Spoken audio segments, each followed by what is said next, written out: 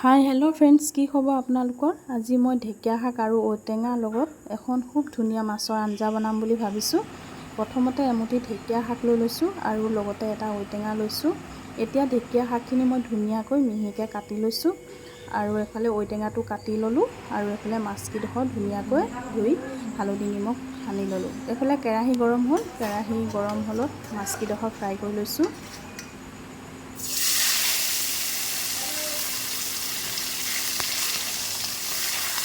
ঢেকীয়া শাক আৰু মাছ ঔটেঙাৰ লগত খুবেই সোৱাদ লাগে আঞ্জাখন।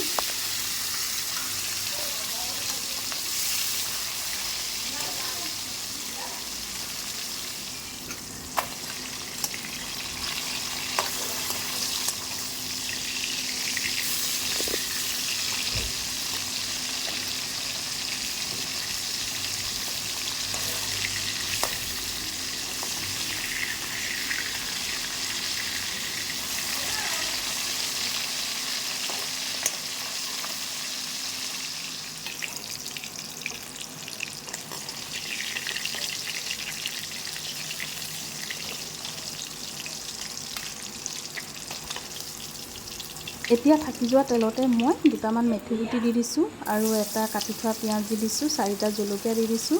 এতিয়া ধুনীয়াকৈ পিঁয়াজখিনি ভাজি ল'ম। দেখিছেনে পিঁয়াজখিনি অকণমান ৰঙা পৰিছে। ইয়াতে মই এতিয়া ঢেকীয়া শাকখিনি দি দিছোঁ।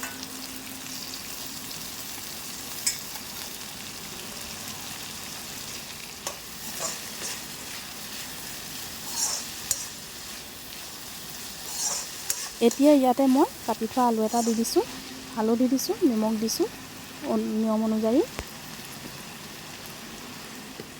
আটাইখিনি ধুনীয়াকৈ এতিয়া মই ভাজি ল'ম। ভাজি ঢাকনখন 5 মিনিটৰ কাৰণে মাৰি দিম। দেখিছেনে 5 মিনিটৰ পিছত ধুনীয়াকৈ ঢেকীয়া শাকখিনি সিজি গ'ল। এতিয়া মই ইয়াতে ঔটেঙাকেইডোখৰ দি দিম। ঔটেঙাকেইডোখৰ দিয়াৰ পিছত অলপ দেৰি লৰাই মই এতিয়া ইয়াতে পানী দি দিছোঁ। আপোনালোকে ঔটেঙা আৰু আলু কুকাৰত দি ল'ব পাৰে, মই কিন্তু কুকাৰত দিয়া নাই কাৰণ কুমলীয়া ঔটেঙা। দেখিছেনে কি ধুনীয়াকৈ সিজি গৈছে।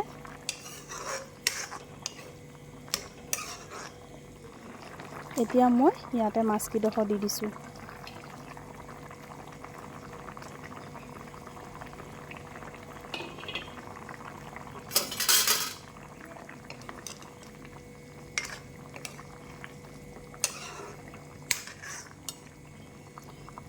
হৈ গ'ল আজি ঔটেঙা আৰু ঢেকীয়া শাকৰ লগত মাছৰ আঞ্জাখন।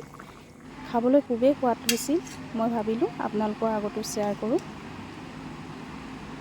আপোনালোকে মোৰ ভিডিঅ'টো চাই কেনে পালে কমেণ্ট কৰি জনাবলৈ একেবাৰে নাপাহৰিব আৰু লগতে ছাবস্ক্ৰাইব এটা কৰি দিলে বহুত ভাল পাম।